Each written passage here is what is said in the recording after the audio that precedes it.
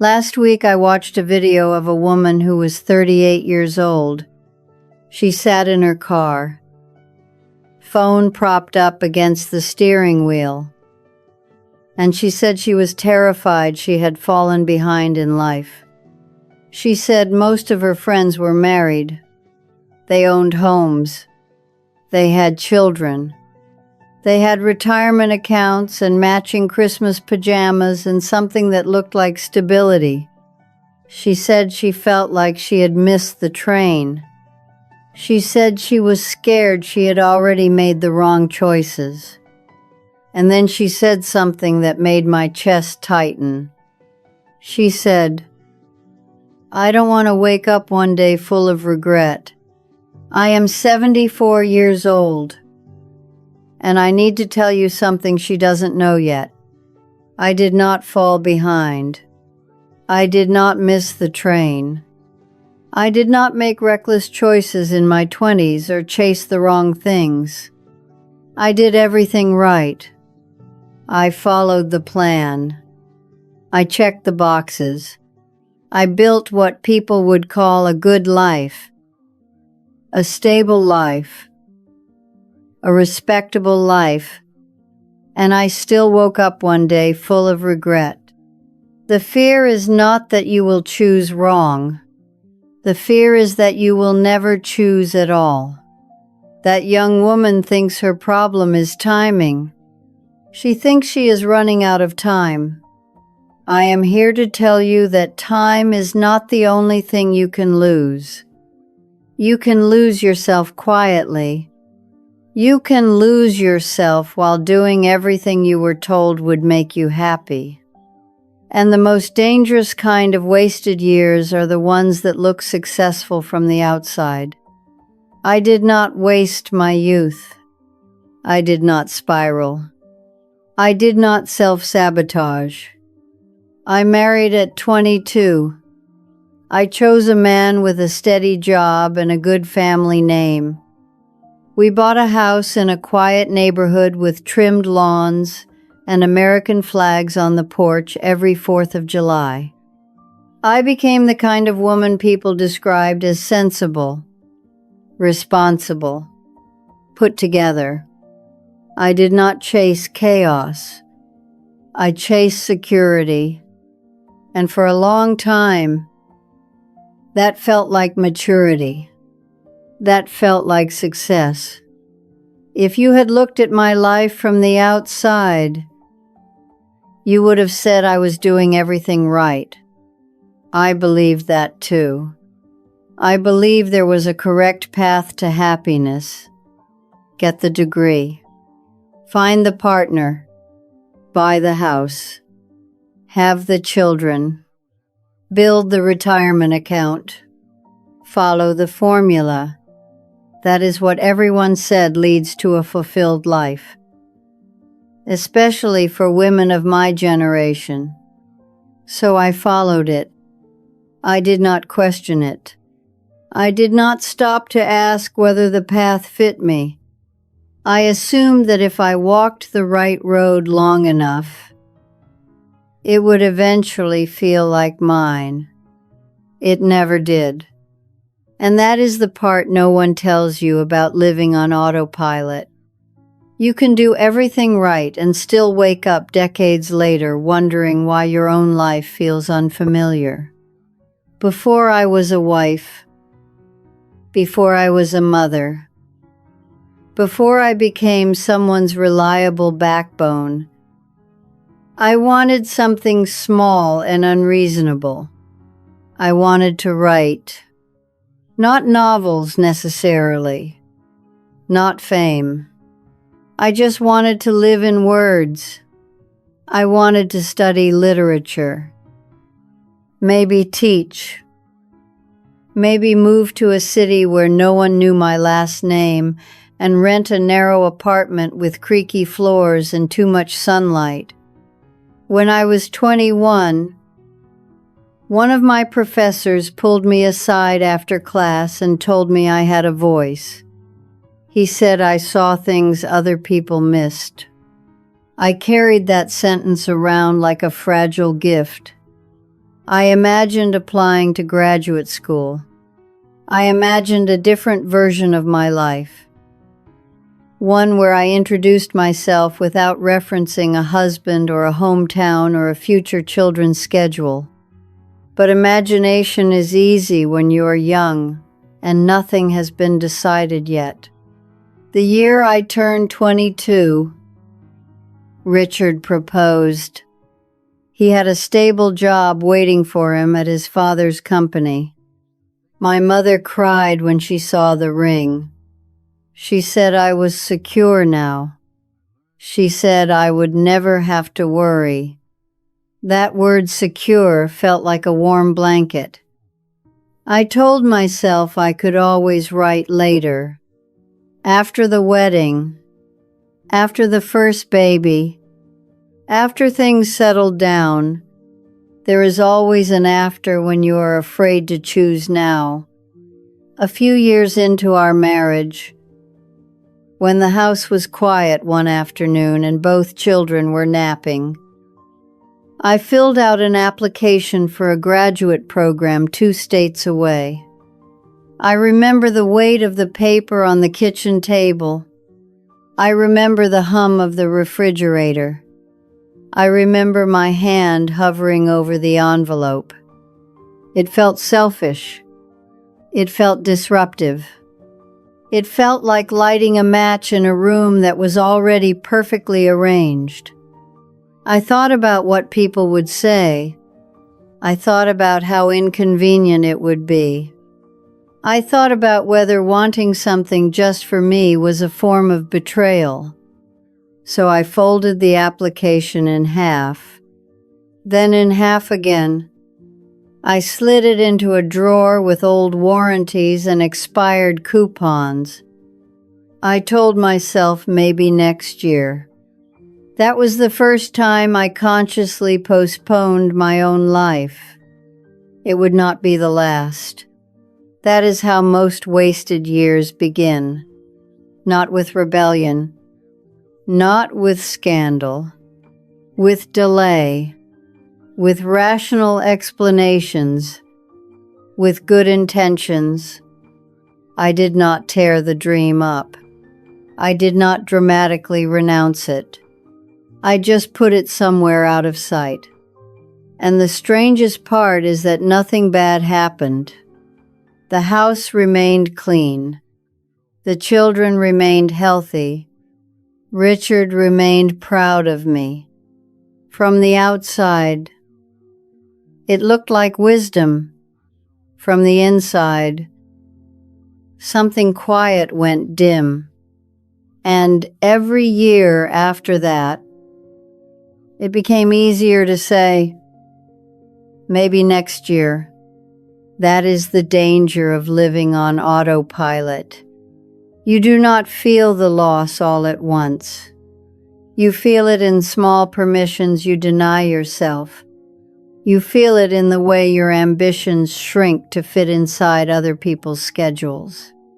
You feel it in the way your own name starts to sound unfamiliar when you say it without attaching someone else's to it. I did not abandon my dream in a single dramatic moment. I abandoned it politely. And polite abandonment is the kind no one warns you about. After that, my life moved the way good lives are supposed to move. We upgraded to a larger house when Richard received his first promotion. It had 4 bedrooms, a 2-car garage, and a backyard big enough for a swing set and summer barbecues. I learned how to host dinners where the napkins matched the season and the wine was poured before anyone had to ask. I kept a calendar on the refrigerator filled with orthodontist appointments, school recitals, little league practice, and neighborhood events. I became efficient, organized, dependable. If you had asked anyone who knew me back then, they would have said I was thriving. I was the woman who remembered birthdays, who volunteered at the PTA, who never missed a game. I loved my children fiercely. I need you to understand that. Loving them was never the problem. The problem was that loving them became the only thing I allowed myself to be. Every ounce of ambition I once carried for my own life was redirected toward theirs. If they succeeded, I felt successful. If they were praised, I felt seen. I told myself this was fulfillment. This was purpose.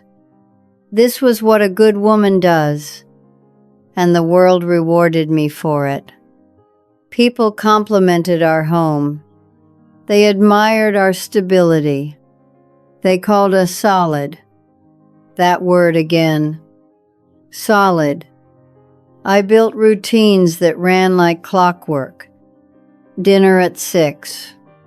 Dishes by 7. Homework at the kitchen island under soft yellow lights. Richard would come home tired, and I would listen to the stories of his day, nodding in the right places, laughing when expected. I became the quiet infrastructure of his success. I managed the background so he could stand in the foreground. I was the backstage crew of a life that looked beautiful from the audience. And here is the part that still unsettles me. There were moments when I sensed something slipping. Late at night, when the house was finally quiet and the dishwasher hummed in the dark, I would stand at the window and feel a flicker of restlessness. Not unhappiness exactly.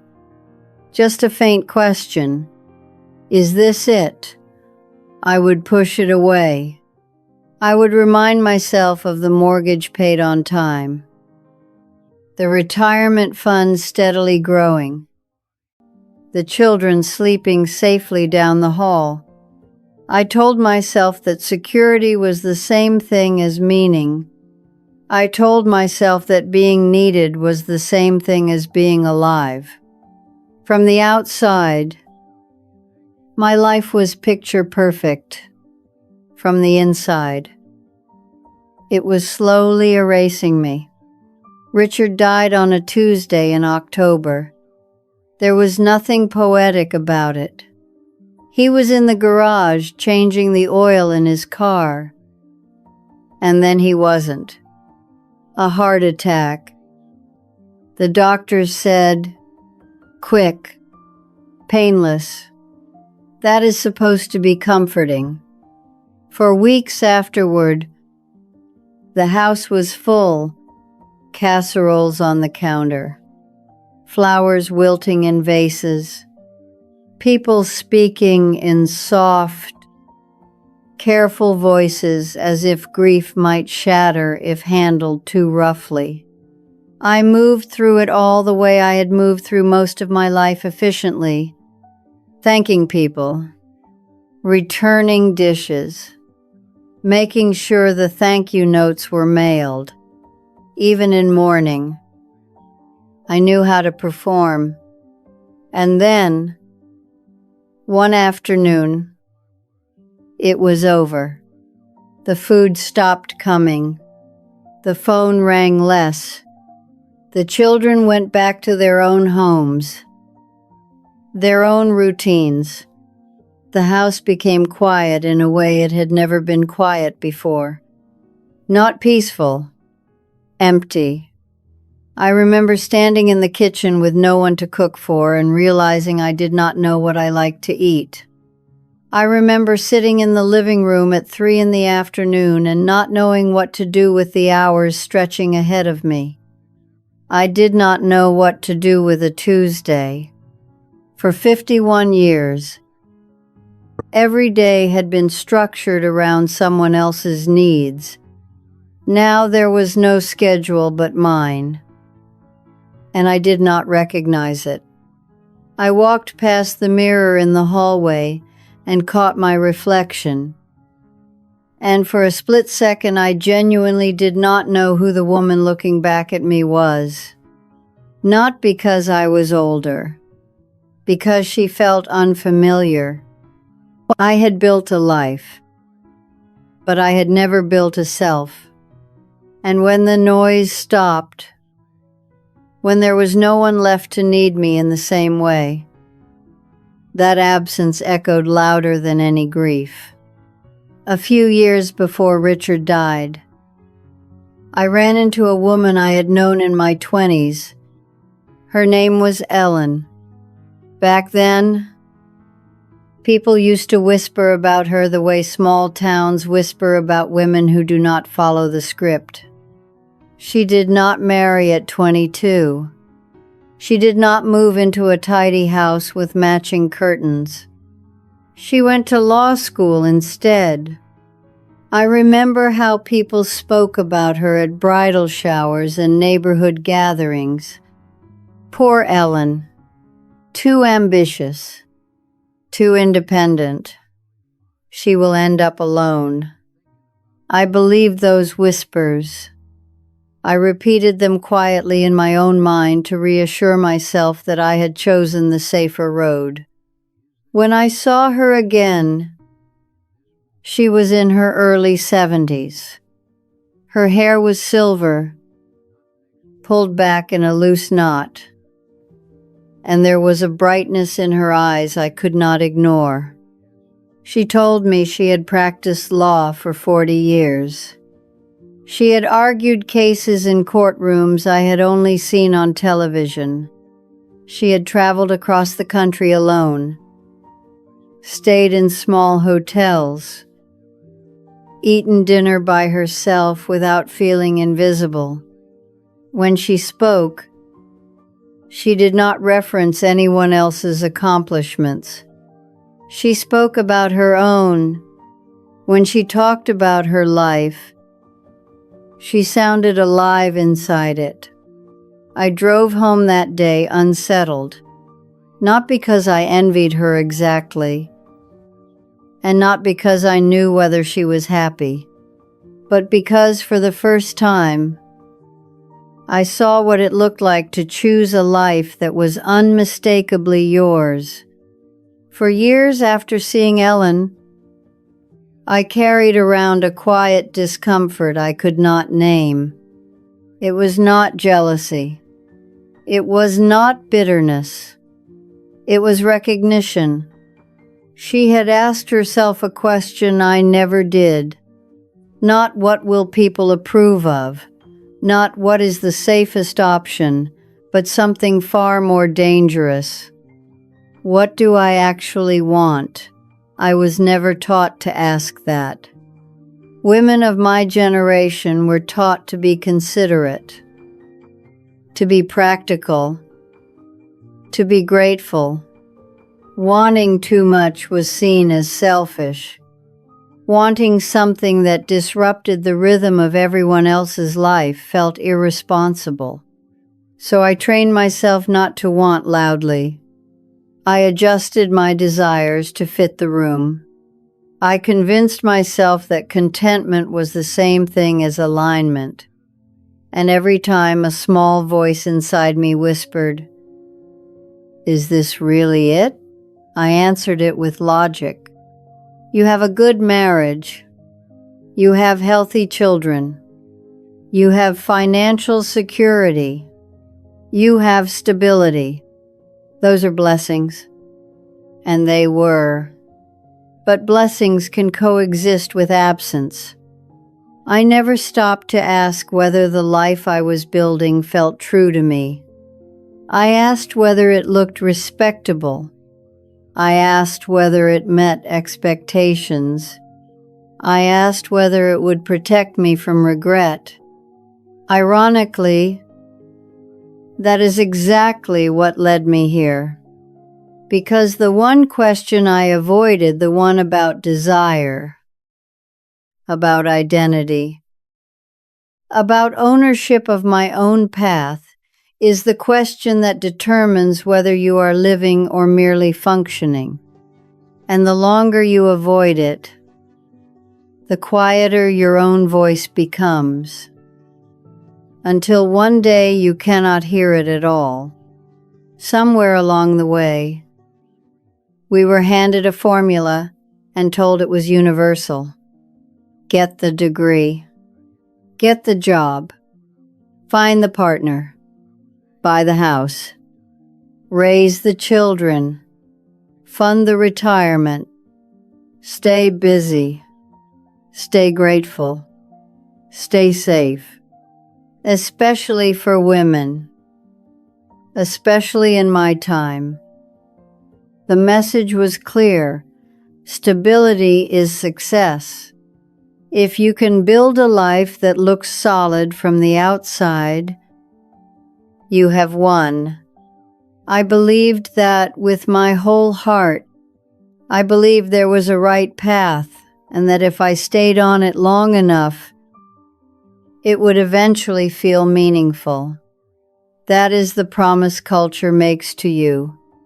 Follow the steps and happiness will arrive like a package on the porch. But here is what no one explains about that so-called right path. It was not designed around your inner life. It was designed around predictability, around social approval, around keeping the system running smoothly. It may work beautifully for some people. It may genuinely align with their nature and their dreams, but it might not be yours. And if you never pause to question it, if you never examine whether the road you are walking actually belongs to you, you can spend decades investing in a life that does not fit your soul. The right path can still be the wrong life. That is the lie. Not that marriage is wrong. Not that family is wrong. Not that stability is wrong. The lie is that there is only one correct way to live and that deviating from it guarantees failure. I deviated from myself instead. I stayed aligned with expectation and drifted away from identity, and the world applauded me for it. There is a version of you waiting somewhere ahead in time. You do not think about her often because she feels abstract, like a photograph that has not been developed yet. But I promise you, she is real.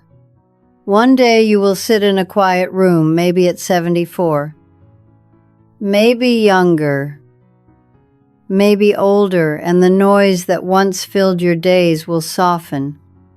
The children will have their own lives. The career will slow down or end. The social calendar will thin out. And you will be left with yourself, not your titles, not your roles, just you. I want you to picture that room clearly. The late afternoon light coming in through the blinds. The hum of the refrigerator. The clock ticking louder than it ever did when the house was full. You might think you will feel proud. You might think you will feel relieved. Maybe you will. But the question that will matter in that moment is not whether you did everything right. It will be whether you recognize the person sitting there. Will she feel like someone you chose to become? Or someone you slowly surrendered into? That is the difference between living intentionally and living on autopilot. I did not consider that future woman when I was 38. Or 45, or even 55. I assumed she would be grateful for my discipline.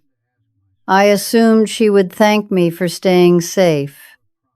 Instead, she is the one speaking to you now. And what she feels most sharply is not failure. It is absence. the absence of risks taken, the absence of desires pursued, the absence of fire. You will meet your future self whether you prepare for her or not.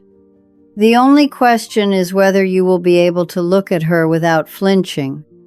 If I could sit across from my 38-year-old self or my 22-year-old self, I would not tell her to burn everything down. I would not tell her to abandon responsibility or walk away from love or pretend stability does not matter. I am not here to romanticize chaos. I am here to tell you that safety without self is a quiet kind of loss. If I could do it again, I would choose one thing that was mine and protect it fiercely. One class, one trip, one ambition, 1 hour a day that belonged only to me.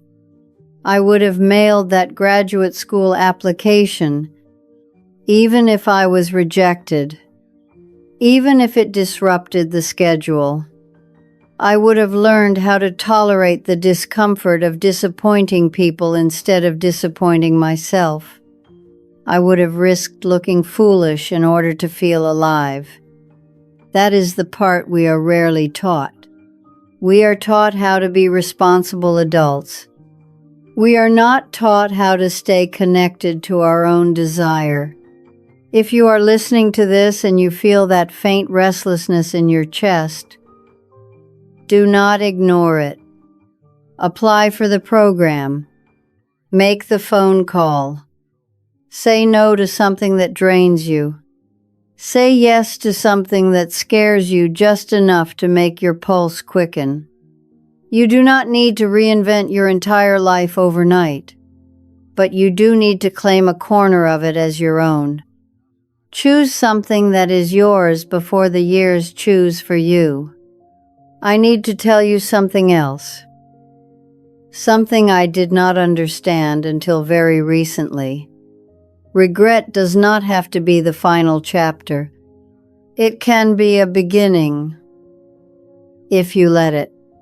3 months ago, at 74 years old, I signed up for a community writing class at the local library.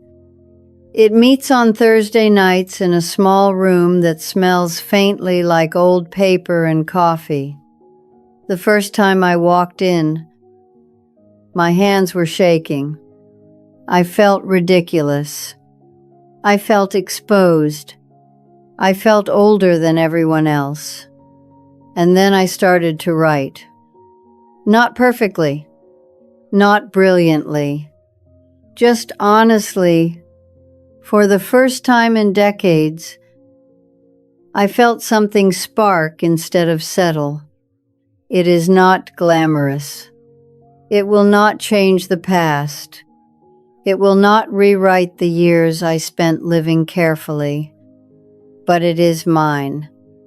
That small room, that notebook, that hour each week, it belongs to me in a way nothing else ever did. I cannot undo the choices that shaped my life, but I can still choose something now. And if I can do that at 74, you can certainly do it at 38, or 45, or 52. It is not too late to meet yourself. If you remember nothing else from what I have said, remember this: regret does not always come from chaos. Sometimes it comes from obedience, from following the rules so carefully that you forget to ask whether they were ever meant for you. I am not ashamed of my life. I loved my husband. I love my children. I am grateful for the stability we built. But gratitude does not erase longing. Responsibility does not replace identity. Doing everything right is not the same as living. You can be good. You can be admired. You can be dependable. and you can still feel like a stranger to yourself. I do not want that for you. I do not want you to wake up decades from now in a quiet house, scrolling through memories of a life that looks perfect but feels borrowed. I want you to know your own desires before the world tells you what they should be. I want you to risk something that belongs to you, even if it is small, even if it scares you, even if no one understands it, because one day you will sit where I am sitting now, and when you do, I hope you can say, "This life is mine.